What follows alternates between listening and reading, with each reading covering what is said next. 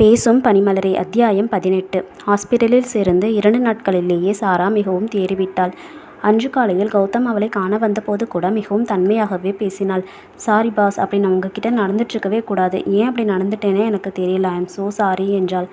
அவன்தான் அவளிடம் ஒரு வார்த்தை கூட பேசவில்லை. அவன் பேசவில்லை என்றதும் அவளும் பேசுவதை நிறுத்திவிட்டாள். மேலும் 3 நாட்கள் சென்ற பிறகு டிஸ்சார்ஜ் செய்து அவளை வீட்டிற்கும் கூட்டி சென்றான். அதன் பிறகும் இருவருள்ளும் எந்த உரையாடல்களுமே நடைபெறவில்லை. மீண்டும் ஸ்கூலுக்கு செல்ல ஆரம்பித்தாள். 1 வாரம் சென்றிருந்த நிலையில் பள்ளிகளுக்கு கோடை விடுமுறை அறிவிக்கப்படவே அதன் பிறகு எங்கும் செல்லாமல் வீட்டிற்குள்ளேயே இருந்தவளுக்கு மிகவும் சலிப்பு தோன்றியது. கௌதமும் அவளிடம் சுத்தமாக பேசுவதில்லை. அவனுக்கு தன் மீது என்ன கோபம் இருக்கக்கூடும் என்று யோசித்து களைத்து போனாள். அவளுக்கு அவன் மீது இருக்கும் காதலை வெளிப்படுத்துவதில் சிறிதும் விருப்பமில்லை. வேறு ஒரு பெண்ணை காதலிப்பவன் மேல் தனக்கு வந்த கண்மூடித்தனமான காதலால் தான் எண்ணியிருந்த வாழ்க்கை பறிபோனதில் அந்த காதலின் மீதே அவளுக்கு வெறுப்பு தோன்றியிருந்தது. இனிமேலும் அவனுடன் இருக்கும் முட்டாள்தனத்தை செய்ய விருப்பமில்லாதவளாய் இதற்காக வேணும் அவனிடம் பேசித்தான் தீர வேண்டும் என்று முடிவு செய்தாள். அன்று அவன் ஆஃபீஸிலிருந்து வந்ததும் உங்ககிட்ட கொஞ்சம் பேசணும் என்று சொல்லி அவன் முன் வந்து நின்றாள். ரிஃப்ரெஷ் ஆகிட்டு வந்துடுறேன் என்று சொல்லி அவனது அறைக்கு சென்றவன் 10 நிமிடங்களில் திரும்பி வந்தான். அவள் சோஃபாவில் அமர்ந்திருக்கவும் அவள் அருகே சென்று அமர்ந்தான். என்ன பேசணும்? நான் கிளம்பலான்னு இருக்கேன் பாஸ். எங்கே? என் வீட்டுக்கு தான். சரி, எப்போ திரும்பி வருவேன்? பாஸ், நான் எதுக்கு திரும்பி வரணும்? நமக்குள்ளே நடந்த 1 இயர் டீலிங் முடிஞ்சிருச்சு. ஸோ நான் போகிறேன். என்னது டீலிங் முடிஞ்சிருச்சா?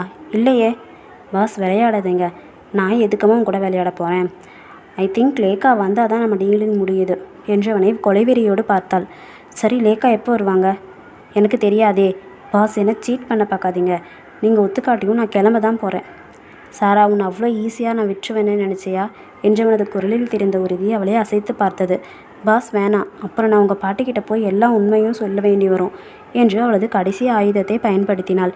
அதற்கு அவன் கண்டிப்பாக பணிந்து விடுவான் என்று தான் நினைத்தாள். ஏற்கனவே ஒரு முறை அதற்கு அடிபணித்தவன் தானே. ஓ அப்படியா மேடம், பாட்டிக்கிட்ட போய் என்னென்னு சொல்வீங்க? நமக்கு மேரேஜ் ஆகலைன்னு சொல்வேன். என்னது மேரேஜ் ஆகலையா? அப்போ உன் கழுத்தில் தொங்குதே தாலி, அது யார் கட்டினது? அவனது கேள்வியில் உறைந்து போய் அவனை நோக்கினாள். உன்னை தான் கேட்குறேன் சாரா, பதில் சொல்லு. பாட்டியோட முன்னாடி தானே உன் கழுத்தில் தாலி கட்டினேன். அப்புறம் அவங்கக்கிட்டேயே போய் கல்யாணமே நடக்கலைன்னு சொன்னால் அவங்க சிரிக்க மாட்டாங்களா? இல்லை, என்னை ஏமாற்ற பார்க்காதீங்க. அது ட்ராமா தானே அப்படின்னு நீயே நினச்சிக்கிட்டா அதுக்கு நானா பொறுப்பு? எப்பயாச்சும் நமக்கு நடந்த மேரேஜ் ஃபேக்குன்னு நான் உங்ககிட்ட சொல்லியிருக்கேனா? ஆனால் நான் அப்படி தான் நினச்சேன். சரி, நீ நினைக்கிற மாதிரியே இருக்கட்டும். ஆனால் அதை நீ ஏன் கூட இருக்க வரைக்கும் மட்டும்தான். என்னை விட்டுட்டு போகணும்னு நினச்சேன்னா அந்த மேரேஜை உண்மையான மேரேஜாகவும் என்னால் மாற்ற முடியும். கௌதம் இப்படி மாற்றி பேசுவான் என கனவிலும் யோசிக்காதவள் உண்மையாகவே மிரண்டு தான் போனாள். ஆனால் ஏன் பாஸ், என்னை இப்படி பிளாக்மெயில் பண்ணுறதால உங்களுக்கு என்ன கிடைக்க போகுது? எனக்கு எதுவும் கிடைக்க வேணாம். நீ மட்டும் என் கூட இருந்தால் அதுவே போதும். அதான் ஏன்னு கேட்குறேன். ஏன்னா நான் உன்னை லவ் பண்ணுறேன். உளராதீங்க. உங்களுக்கு எப்படி என் மேலே லவ் வரும்? ஏன் வரக்கூடாது? ஏன்னா நீங்கள் தான் ஏற்கனவே லேக்கா மேடம் லவ் பண்ணுறீங்களே. பண்ணினேன் தான், பட் இப்போ அவள் என் மனசில் இல்லை. நீ மட்டும்தான் இருக்க. ஐயோ பாஸ், நீங்கள் அவங்கள எப்படி லவ் பண்ணீங்கன்னு எனக்கு நல்லாவே தெரியும். முட்டாள்தனமாக எந்த ஒரு டிசிஷனும் எடுக்காதீங்க. மேபி உங்களுக்கு என் மேலே வந்தது ஜஸ்ட் ஒரு க்ரஷ்ஷாக கூட இருக்கலாம். அதுக்காக உருகி லவ் பண்ண பொண்ணை விட்டுட்டு என்ன போய் லவ் பண்ணுறேன்னு சொல்கிறது ரொம்ப தப்பு பாஸ். இதனால் உங்கள் லைஃபே ஸ்பாயில் ஆகிடும். சாரா நிறுத்து. எனக்கே கிளாஸ் எடுக்கிறியா? எனக்கு எது நல்லதுன்னு எனக்கு நல்லாவே தெரியும். உன்கிட்ட நான் என் லவ்வை அக்செப்ட் பண்ண சொல்லியோ இல்லை என் கூட வாழ சொல்லியோ எதுவுமே கேட்க போகிறது இல்லையே. நீ என் கூட இருந்தால் அது மட்டுமே எனக்கு போகும். நோ பாஸ், என்னால் முடியாது. என்னோடய லைஃப் இது கிடையாது. என்னால் இதுக்கு மேலேயும் இங்கே இருக்க முடியாது. என்னது உன்னோட லைஃபா? 2 வாரத்துக்கு முன்னாடி சாக கிடந்தியே, அப்போவே உங்கள் லைஃப் முடிஞ்சு போச்சு. இப்போ நீ வாழ்ந்துட்டு இருக்கிறது நான் உனக்கு கொடுத்த லைஃப். சாவு வரைக்கும் போனவுன்னை மீட்டு கொண்டு வந்தது நான். ஸோ இனிமேல் உன்னோட லைஃப்பை பற்றி பேசுகிற ரைட்ஸ் உனக்கே கிடையாது. அவள் அதிர்ச்சியில் பாஸ் என்று கத்த. என்னடி கத்துற? தெரியாமல் தான் கேட்குறேன். சாகிற அளவுக்கு உனக்கு என்ன பிரச்சனை? சாகணும்னு நினச்சா வேறு எப்படியாச்சும் சாக வேண்டியது தானே. அதுக்கு வழியா இல்லை. எதுக்கடி பட்னி கிடந்து சாகணும்னு முடிவு பண்ணினேன்? பசியால் அணுவாக சாகிறது எவ்வளவு பெரிய கொடுமை. அது உனக்கு எவ்வளோ வழியை கொடுத்துருக்கோம். அத்தனையும் தாங்க உன்னால் எப்படி முடிஞ்சது? உனக்கு அவ்வளோ பிடிவாதமா?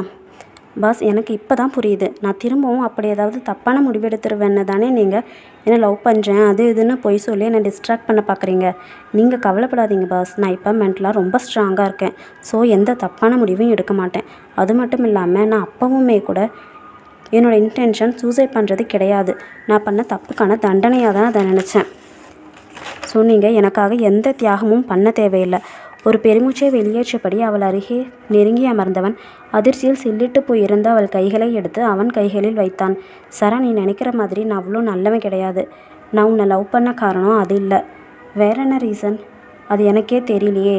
நான் இப்போ இல்லை, ரொம்ப நாளாகவே உன்னை லவ் பண்ணுறேன் என்று அவன் சொன்னவுடன் அவன் பிடித்திருந்த கையை அவனிடமிருந்து வெடிக்கென்று பிடுங்கியவள், நீங்கள் ரொம்ப தப்பு பண்ணுறீங்க.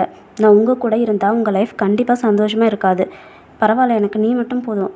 பாஸ், உங்களுக்கு ஏதாச்சும் பைத்தியம் பிடிச்சிருச்சா? ஆமாம், உன் மேலே பைத்தியம் தான் பிடிச்சிருக்கு. இப்படியெல்லாம் பேசாதீங்க பாஸ், அப்புறம் என்கிட்ட நல்லா அனுபவிப்பீங்க. அப்படியா? உன்னால் என்ன பண்ண முடியும்னு நினைக்கிற சாரா? பண்ணும்போது பாருங்கள் பாஸ், தலையை பிடிச்சிக்கிட்டு நீங்களே என்னை விரட்டி விட போகிறீங்க. அது இந்த ஜென்மத்தில் நடக்காது. பார்க்கலாம் பாஸ் என்றவள் அவள் அறைக்கு சென்று விட்டாள். அடுத்த நாள் ஆன்மீக சுற்றுலா சென்ற கௌதமின் அப்பாவும் பாட்டியும் அப்பொழுதுதான் சாராவிற்கு உடல்நலம் விசாரிக்க வந்தனர். அவர்களிடம் இன்முகத்தினிடையே பேசி அனுப்பி வைத்தாள். அதன் பிறகு வந்த நாட்கள் கௌதமிற்கு அவ்வளவு உவர்ப்பானதாக இருக்கவில்லை. சாரா சொன்னது போலவே செய்தும் காட்டினாள். அனுதினமும் ஏதாவது ஒரு காரணத்தை தேடி அவனிடம் சண்டையிடத் தொடங்கினாள். வேண்டுமென்றே அவனுக்கு பிடிக்காத உணவையும் பிடிக்காத வண்ணம் செய்து வைத்தாள். ஆனாலும் எப்படி சமைத்து போட்டாலும் முகம் வாடாமல் சாப்பிட்டு விட்டு போவனே அவளால் மட்டும் என்ன செய்துவிட முடியும்? சில நாட்கள் எதுவும் செய்து வைக்காமல் முகத்தை தூக்கி கொண்டு அறையிலேயே அடைந்து கிடப்பாள்.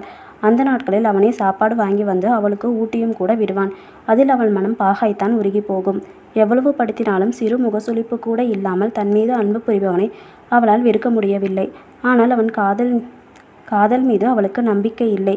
லேகாவை பார்த்தால் அவன் மனம் மீண்டும் அவளிடம் சென்றுவிடும் என்று நிச்சயமாய் நம்பினாள். அவனை பிரிந்து செல்வதே தனக்கு மிகவும் நல்லது என்று நினைத்தாள். முன்பை விட அதிகமாக அவன் மேல் காய ஆரம்பித்தாள். அத்தனையும் பொறுத்து கொண்டு கல்லென நிற்பவனை கண்டு அவளுக்கு எரிச்சலாக வந்தது. அன்று கௌதம் ஆஃபீஸிற்கு சென்ற பிறகு பாட்டி சாராவை பார்க்க வந்திருந்தார்.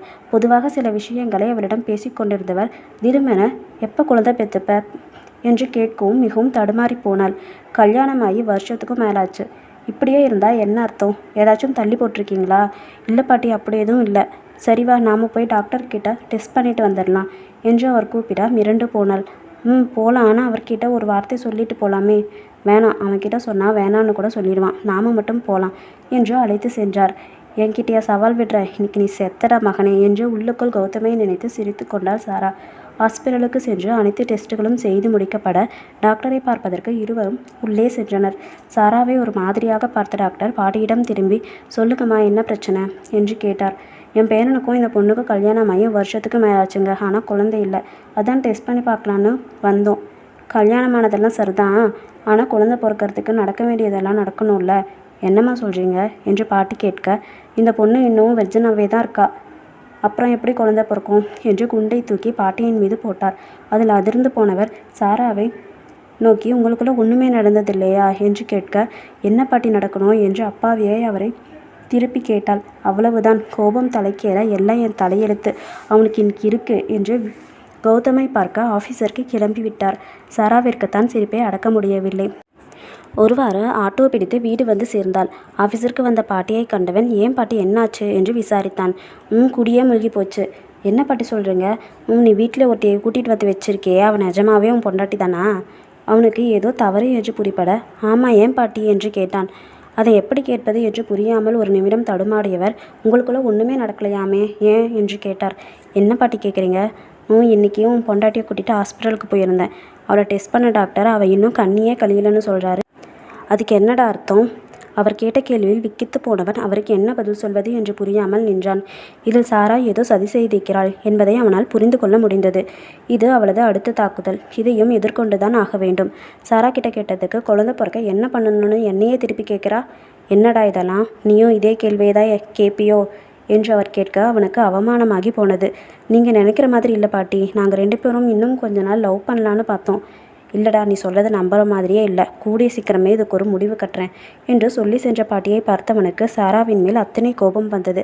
அதே கோபத்துடனேயே வீடு நோக்கி காரை படுவேகத்தில் செலுத்தினான். ஓகே ஃப்ரெண்ட்ஸ், ஸ்டோரி எப்படி போகுதுன்னு கமெண்ட்டில் சொல்லுங்கள். லைக் பண்ணி சப்ஸ்கிரைப் பண்ணுங்கள் செல்குட்டீஸ். பாய்.